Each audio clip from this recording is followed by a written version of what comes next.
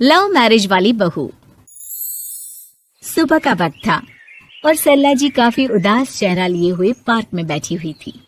तभी उनकी सहेली सुमन वहां पर आती है। क्या हुआ सरला जी, आज मॉर्निंग वॉक करने का इरादा नहीं है क्या? इस तरह चुपचाप क्यों बैठी हैं? आई तो थी ये सोचकर कि पार्क में जाकर थोड़ी देर पहले टहल लूंगी, लेकिन क्या करूं, मन ही नहीं कर रहा। अरे सब ठीक है, तो इतनी परेशान क्यों नजर आ रही है?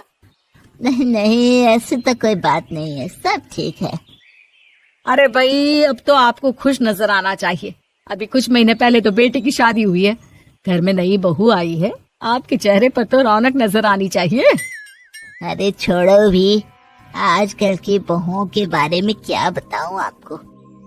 क्यों, क्या हुआ बहन जी, कोई परेशानी है क्या? कुछ किया क्या बहू रानी ने? अरे भाई, अभी तो शादी को 6 महीने हुए हैं। अब आपसे क्या छुपाना, आप तो जानती है मेरे बेटे ने लव मैरिज की है और मुझे ना इन लव मैरिज वाली बहुओं पर बिल्कुल भरोसा नहीं। ना जाने कब मेरे बेटे के कान भर दे। अरे लेकिन सरला जी, आपके बहू बेटा तो आपके साथ ही रहते हैं, फिर आपको इस बात का डर क्यों है? पता नहीं क्यों बहन जी, अभी तो मुझे अपनी बेटी दीपाली की भी शादी करनी है। बस इसी बात को सोचकर परेशान रहती हूँ। ये लव मैरिज वाली बहू पता नहीं कितने दिन परिवार में एडजस्ट कर पाएगी। कल को अगर बेटे को लेकर दूसरी जगह चले गई तो क्या होगा? अरे हाँ, याद आया, दीपाली तो दिल्ली में नौकरी करती है ना? हाँ हाँ, बहुत अच्छी नौकरी लगी है उसकी। और आप किसी से कहना मत, अपने ऑफिस में साथ में काम करने वाला कोई लड़का उसे बहुत पसंद है, बता रही थी मुझे। लेकिन अभी तो आप कह रही थी कि आपको लव मैरिज और इन सब में भरोसा नहीं है। अरे तो क्या हुआ, जहाँ बेटी खुश रहे वहीं मैं खुश हूँ। और वैसे भी बेटी को तो दूसरे घर जाना है, वो लोग जाने और उनकी बहू जाने, मुझे तो बस अपनी बेटी का ब्याह करना है। अच्छा अच्छा, ठीक है ठीक है, जैसी आपकी मर्जी। लेकिन मुझे लगता है कि आप अपनी बहू के लिए कुछ ज्यादा ही सोच रही हैं। क्या पता वो वैसी ना हो जैसी आप समझ रही हो। सरला जी अपनी जगह से उठते हुए कहती है, अब ये तो भगवान जाने, बस मेरी बेटी दीपाली की शादी उसकी पसंद से हो जाए तो मैं गंगा नहा लूं। चलिए बहुत देर हो गई है, मैं भी अब घर जाती हूँ। अच्छा अच्छा ठीक है, मैं भी चलती हूँ। अगले दिन जब सरला जी अपने घर पर बैठकर चाय की चुस्कियां ले रही थी, तभी उनकी बहू वहाँ पर आती है। मम्मी जी, मैंने एक जगह नौकरी के लिए अप्लाई किया था और वहाँ से सब कुछ पॉजिटिव आया है। मैं भी नौकरी करना चाहती हूँ ताकि घर के खर्चों में थोड़ा हाथ बटा सकूं। अरे बहू, तुम्हें नौकरी करने की क्या जरूरत है? मेरा बेटा अच्छा खासा कमाता है, क्या तुम्हें किसी बात की कोई कमी है? तभी सरला जी का बेटा वहाँ पर आता है।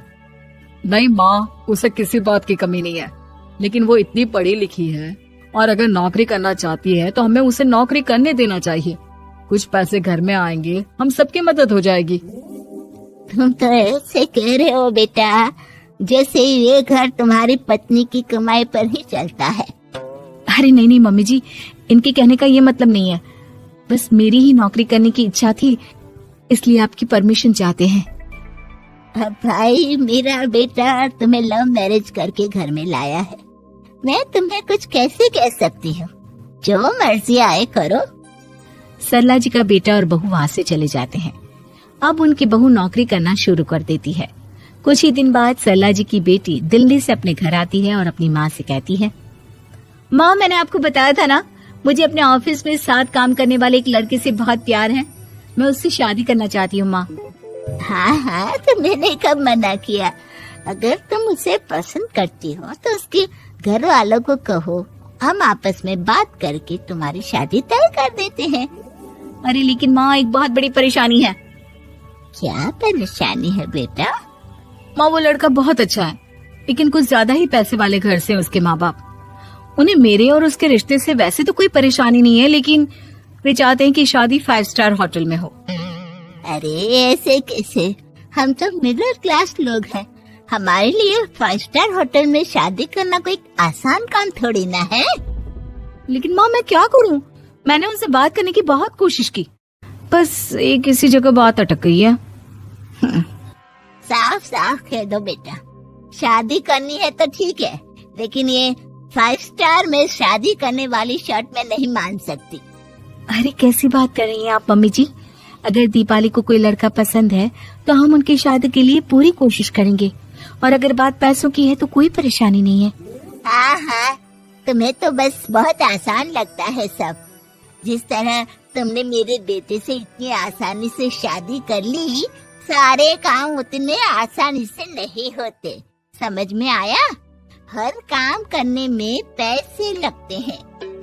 लेकिन माँ, मैं उस लड़की को बहुत पसंद करती हूँ।